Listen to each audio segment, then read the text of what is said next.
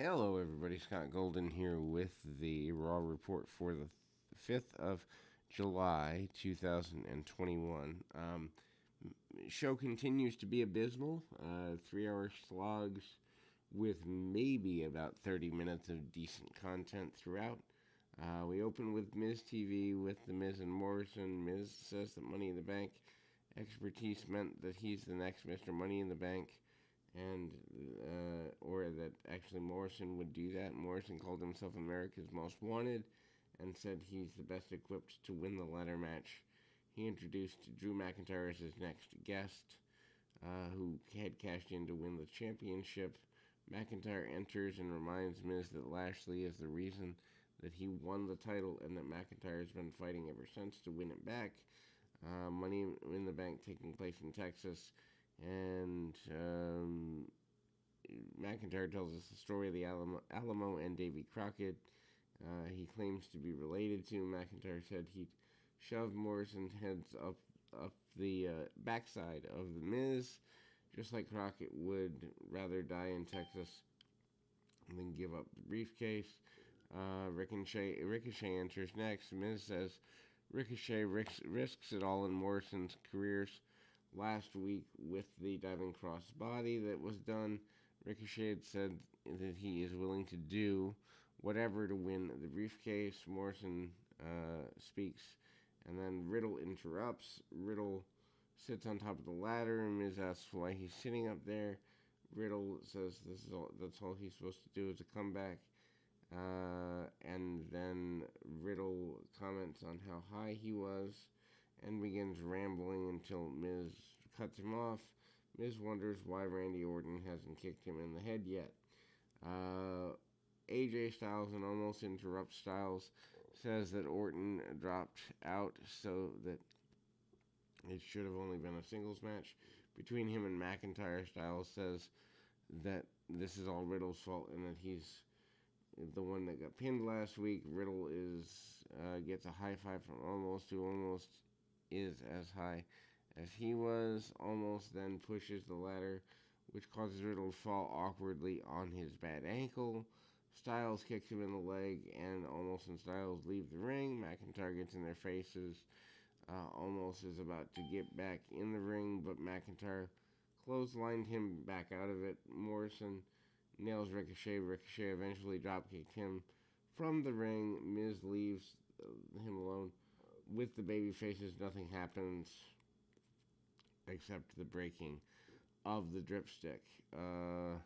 Segment wasted a good, 20 minutes, if not longer, and absolutely nothing was accomplished.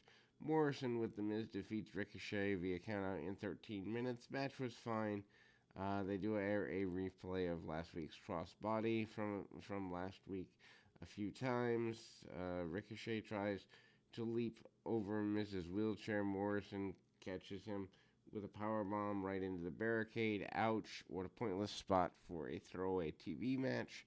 After the break, they go back and forth. Morrison hits a standing Spanish fly for a near fall. Ricochet spikes Morrison moments later into a tilt-a-whirl DDT.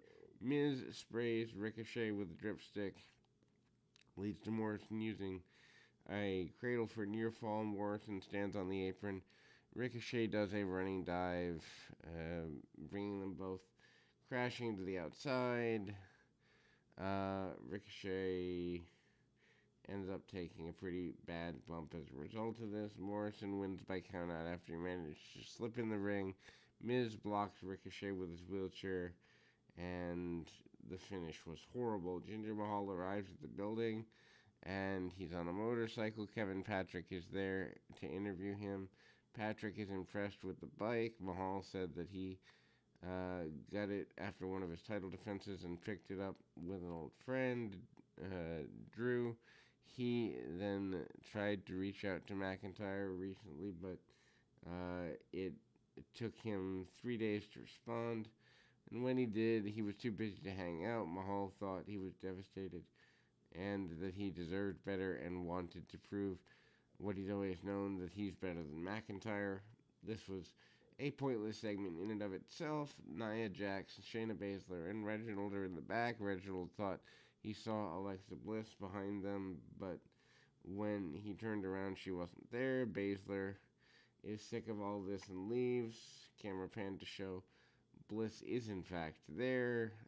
Naomi told Nikki Ash, Nikki Cross's new name, that she loved her new look and name.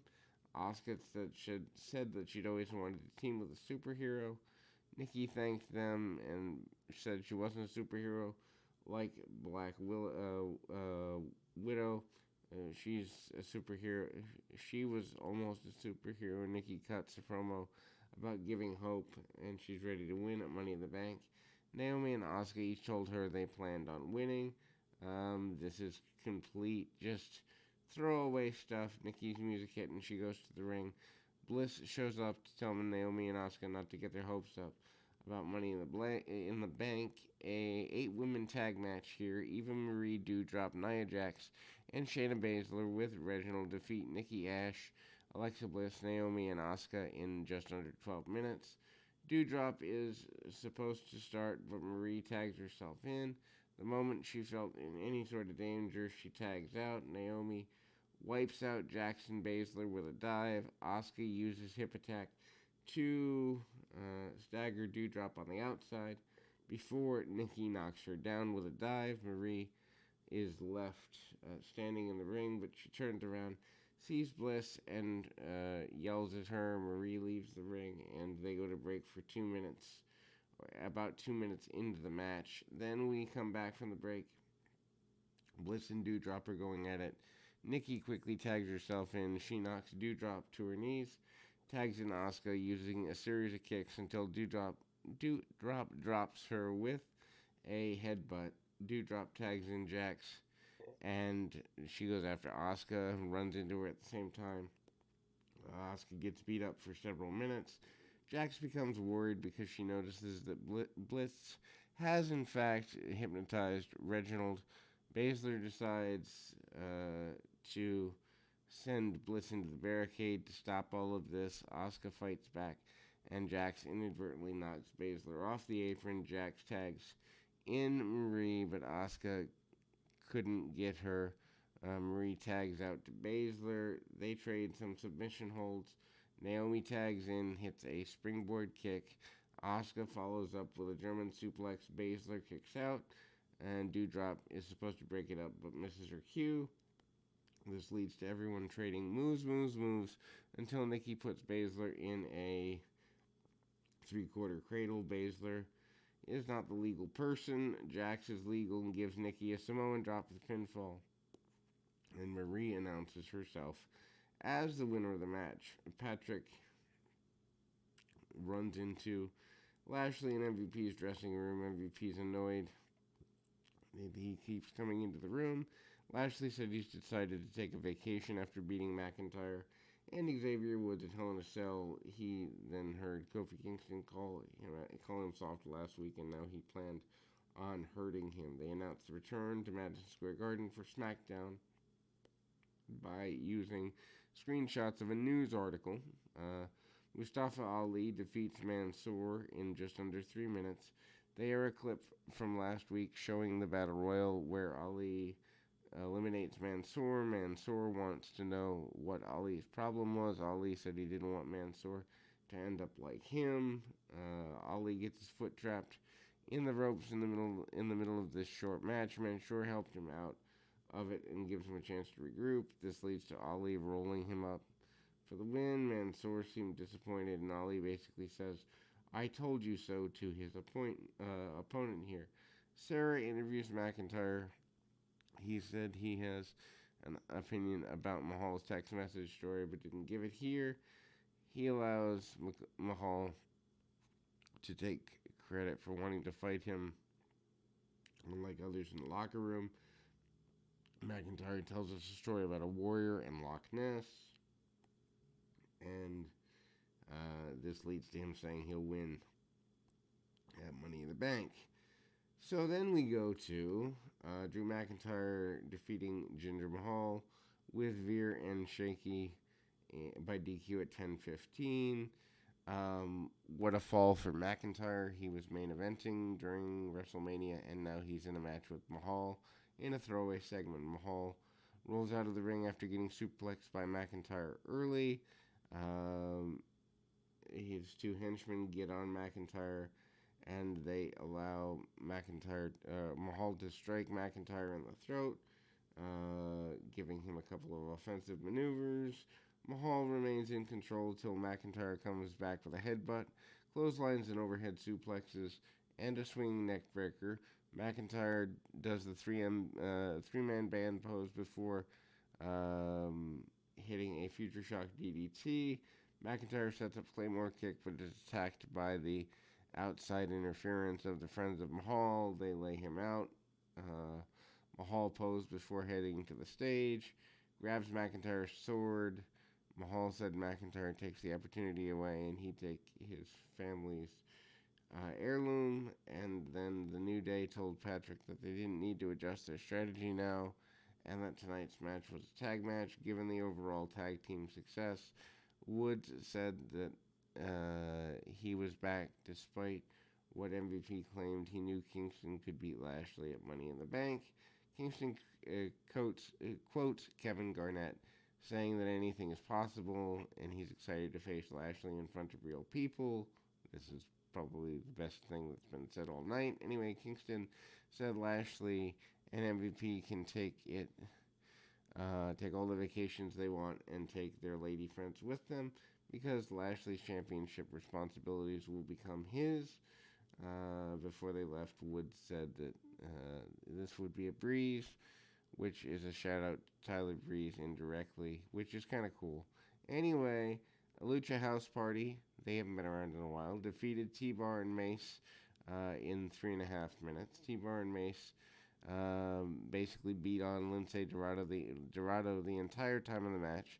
He's saved by Grand Metalik, who wipes out Mace with a dive. Dorado gives T-Bar a Rana into a pin for the win. And Riddle checks on his foot in the back when he's approached by Damian Priest. Priest warned him to take it easy against Styles because it could hurt his chances of Money in the Bank. Riddle said he's not afraid of heights, ladders, or AJ Styles.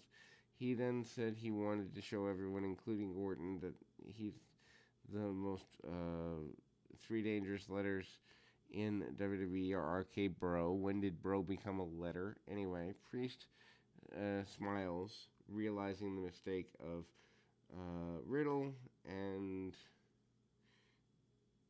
then we go to the beginning of the third hour. 13 minutes, that seems to be a popular time today. Riddle defeating AJ Styles with almost. Styles work over Riddle's injured foot early. Riddle sells big. Riddle does a Karate Kid pose and keeps the weight off his injured foot by doing this. Styles thought this is ridiculous, but it worked. Riddle manages to hit a crane kick and pop the announcers with this, and the while Riddle is in too much pain, Styles recaptures the control of the match. Styles applies an ankle lock. Riddle rolls through and counters and calf crusher into a knee strike. Before hitting a senton for near fall, Riddle blocks a phenomenal forearm before hitting a draping DDT. Styles dodges a floating bro, and Riddle lands awkwardly on his ankle. Styles then follows up with a rack bomb for near fall. Viking Raiders appear, and they distract Omos and Styles. Riddles put Styles in a schoolboy for the win. Styles kicks out immediately after 3, so at like 3.2. Riddle posed with the Raiders after the match. Riddle says he loves Randy Orton and points to the sky. Why we're pointing to the sky? When we acknowledge Orton, nobody knows. Charlotte Flair comes out. She enters on a crutch. She says it must be hard for people to see her like this. She mentions the NBA playoffs being ruined by injuries. She admits that she might miss Money in the Bank, also admitting that Rhea Ripley learned well. Ripley is acting like that because she knows better. Charlotte didn't have to consider what she would do if somebody who's better than her came along because nobody is better than her. Ripley enters with a crutch, making fun of Charlotte and struggle down the ramp. Ripley said she can play Charlotte's game better than anyone. Charlotte's just being a drama queen. They each kick each other's crutch at the same time. And then they try attacking each other with crutches.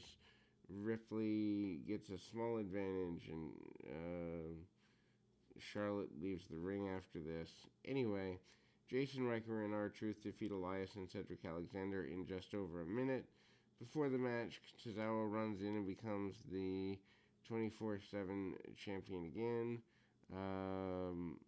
Tozawa runs to the back. Truth decides to join the match, which leaves Riker alone. Elias bails on Alexander during the match. Riker pins Alexander with a spinning side slam. Lashley is getting ready in the back, and Patrick approaches for another interview. MVP stopped him, and it says that Lashley needs to focus. And then the announced matches for Raw next week. Ricochet and Morrison Falls Count Anywhere. Sheamus defending the U.S. title against Carrillo. Almost and Eric in the first single matches of Almost. AJ versus Ivar. In 2 weeks, Raw's return to live crowd. AJ and Almost against the Viking Raiders for the tag team championships. Then we have the final match of the night. Kofi Kingston and Xavier Woods defeating Bobby Lashley and MVP. 14 and a half minutes. New Day are in full control, wiping out the Hurt Business with dives going to the break. Post the break, Lashley fights off Woods, clotheslines him, takes over. Kingston makes a hot tag and hits a bulldog on MVP for a near fall. Kingston super kicks Lashley off the apron, but that allows MVP to clothesline Kingston from behind. MVP beats up Kingston, tags Lashley in, who hits a spine buster. Woods breaks up the cover. Lashley sends Woods out of the ring. MVP targets Kingston, and Lashley gets nailed with Trouble in Paradise. Woods knocks out Lashley, and Kingston blocks MVP's finish and hits a Trouble in Paradise for the pinfall win. Miscommunication between Lashley and Kingston and Woods in the match. Hopefully that works itself out. Long show, long slog, not exactly worth watching, but got through it in less than 20 minutes for your benefit, so you didn't have to watch this trash. We'll be back with more right after this.